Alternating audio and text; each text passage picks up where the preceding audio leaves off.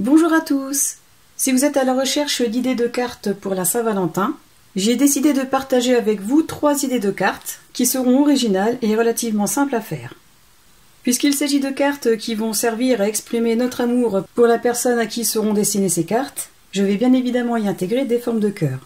Formes que l'on peut obtenir soit en utilisant des matrices de découpe comme celle-ci, et si vous n'en avez pas, vous pouvez très bien utiliser ce genre de gabarit qui est présent avec cette planche, qui sert notamment à réaliser des boîtes à explosion. Et si vous n'avez ni l'une ni l'autre, vous pouvez très bien retrouver des gabarits sur internet, les imprimer, les découper et les reporter sur vos papiers. Je vous rappelle que toutes les informations importantes se trouvent dans la description de cette vidéo, ainsi que les liens des articles que j'utilise pour réaliser cette carte. Voici donc le premier tuto de cette série. Pour réaliser cette première carte, je vais avoir besoin de 2 matrices de découpe. Alors moi j'ai pris ces deux-là, la première mesure environ 7,5 cm sur 7 cm et une deuxième plus petite. Je vais aussi avoir besoin de cardstock texturé de couleur R. Et pour la base de carte, j'ai pris du cardstock Florence de couleur Fern, lisse en 216 g. Et pour la décorer, j'ai choisi d'utiliser cette collection de la marque ITD Collection qui s'appelle The Elven Valley. Comme il s'agit de tutos rapides, je vais passer certaines étapes, comme celle qui consiste à coller les papiers sur la base de carte, mais je vais malgré tout vous expliquer en détail le procédé. J'ai préparé en amont toutes les pièces qui vont me servir à la réalisation de cette carte. Donc voici le gabarit. J'ai coupé un morceau de cardstock de couleur Fern de 26 cm sur 14,7 cm. Et dans les 26 cm, j'ai fait un pli à 5 cm et à 15,6 cm. De façon à ce que quand la carte sera repliée, que cette partie soit plus courte pour que le rabat puisse se fermer correctement. Ensuite, avec la plus grande des matrices de découpe, j'ai récupéré 3 cœurs, donc 2 entiers, et un que j'ai coupé en 2 à sa moitié, comme ceci. J'ai aussi récupéré 2 cœurs avec la matrice de découpe la plus petite, et j'ai aussi coupé les papiers à la bonne mesure. Alors je vais vous expliquer brièvement comment j'ai procédé sans être obligé de prendre les mesures sur chaque partie de la carte. J'ai commencé par couper 3 morceaux de cardstock de couleur R, de façon à couvrir cette partie de carte et derrière. Pour avoir la bonne dimension de cardstock sans être obligé de prendre les mesures sur chaque partie de carte, j'ai procédé tout simplement de cette façon, en posant le cardstock sur la base de carte que je veux couvrir, comme ceci. Je le positionne de façon à laisser un liseré égal en haut et à gauche. Suivant l'espace que j'ai laissé en liseré, je reporte le même un peu avant le pli, ici. De cette façon, il ne me reste plus qu'à couper ici et ici pour obtenir la pièce de cardstock qui aura la bonne mesure, comme ceci. J'ai fait la même chose pour le derrière de carte. Donc je l'ai fait pour cette partie et cette partie. Et je l'ai fait aussi pour le petit rabat. À ce stade, vous pouvez très bien choisir de poinçonner les angles avec ce genre de perforatrice. Par exemple, pour la base de carte, arrondir les 2 angles du rabat. Et pour le cardstock de matage, utiliser ce poinçon de cette perforatrice. Mais moi, je ne vais pas le faire pour cette carte. Je vais donc commencer par coller le cardstock sur ce petit rabat, sur cette partie de carte et derrière. J'obtiens ceci, c'est-à-dire l'extérieur de la base de carte couverte de cardstock. Ensuite, je vais placer le papier de la collection que j'ai choisi. J'ai choisi cette collection et j'ai choisi cette page que j'ai découpée de cette façon, à savoir au niveau de la fée parce que je voulais la récupérer et la mettre à l'intérieur de la carte. J'ai commencé par retirer les bords blancs, à couper un morceau qui va se placer ici,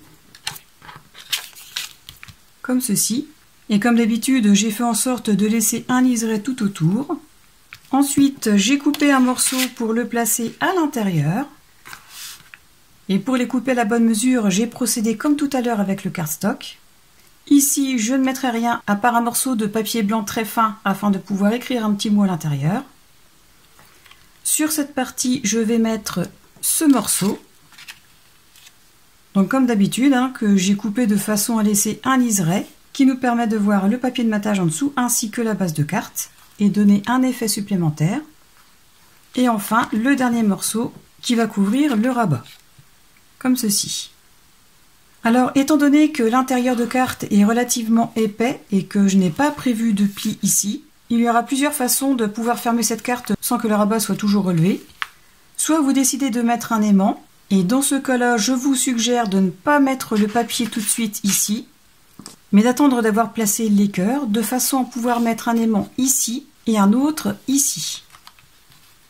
À ce moment-là, vous pourrez mettre le papier de la collection choisie comme ceci. De cette façon, la carte sera aimantée et fermera parfaitement. Ou alors, vous collez les papiers de la collection choisie et en guise de fermeture de carte, vous pouvez soit mettre un morceau de ruban qui va entourer la carte, ce qui pourra donner un aspect chic supplémentaire. Voilà, tout simplement faire un petit nœud, ou alors une petite ficelle ou une jolie lanière. Personnellement, je vais opter pour un ruban, alors pas forcément cette couleur-là, hein, j'ai pris celui-ci parce qu'il était à portée de main, mais je vais en choisir un qui sera adapté aux couleurs de la collection. Voilà le rendu une fois la carte habillée. Ensuite, je prends les 3 cœurs, dont un que j'avais coupé en 2. Hors caméra, j'ai collé les 2 moitiés l'une sur l'autre. Alors, à quoi cela va-t-il me servir? Eh bien, étant donné que ce cœur va se placer devant et que celui-ci va se placer derrière, pour une raison esthétique, mais aussi pour lui donner un peu plus de rigidité, et étant donné que ce cœur va servir d'onglet pour ouvrir et fermer la carte. Eh bien, cette partie va tout simplement s'insérer de cette façon, entre les 2 cœurs, de façon à récupérer l'épaisseur que l'on obtient avec le papier de matage et le papier de collection, et pour éviter qu'une fois les 2 collés, que cela ne fasse un écart d'épaisseur trop flagrant, et donc du coup peut-être un peu moins joli. Je vais commencer par placer un premier cœur à l'intérieur du rabat, en le centrant par rapport au haut et au bas, mais aussi en l'alignant par rapport au creux et à la pointe du cœur, comme ceci. Si vous avez un tapis de découpe, aidez-vous des quadrillages présents sur ce tapis de découpe. Donc voilà, moi je vais mettre à peu près ici. J'aligne bien le creux et la pointe du cœur. Je vais coller cette partie à l'intérieur dans un premier temps. Ensuite, je vais placer les 2 moitiés de cœur collées l'une sur l'autre de cette façon, en ajustant au mieux les bords. Et si comme moi vous avez des découpes avec des trous, en les alignant le mieux possible. Et ensuite, je replace le dernier cœur sur l'ensemble en m'ajustant le plus possible, de cette façon. Je vais coller tout ça hors caméra et je vous montre le rendu. Voilà ce que j'obtiens une fois toutes les pièces de cœur assemblées. À présent, il ne me reste plus qu'à placer ces 2 découpes plus petites que les cœurs précédents, en les mettant au centre, à l'extérieur et à l'intérieur de la carte. Cette première carte de Saint-Valentin est complètement terminée. J'ai ajouté un ruban adapté à la couleur de la collection et que j'ai placé de cette façon afin de maintenir la carte bien fermée. Donc on ouvre comme ceci, ce qui nous dévoile un intérieur très joli avec un emplacement pour y glisser un petit mot. J'espère que cette idée vous aura plu et que vous avez trouvé mes explications claires. Je vous rappelle que vous pouvez trouver toutes les informations importantes dans la description de cette vidéo, ainsi que tous les liens des articles utilisés pour réaliser cette carte. Comme d'habitude, pensez à cliquer sur le pouce vers le haut si vous avez aimé cette vidéo.